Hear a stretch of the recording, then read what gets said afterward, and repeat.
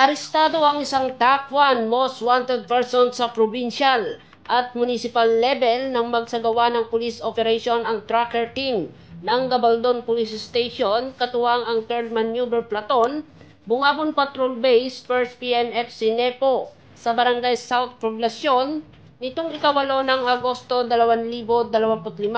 Sa ulat ng pulisya na pinadala kay Police Colonel Heril Daggett L. Bruno, Acting Provincial Director NEPO.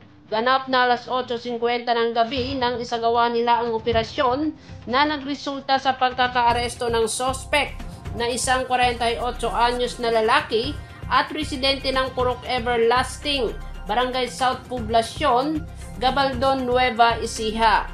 Ang suspect na hindi na pinangalanan ay nahaharap sa kasong 5 counts of lascivious conduct under Article 336 of the Revised Penal Code in relation to Section 5B, Article 2 of RA 7610 o Child Abuse.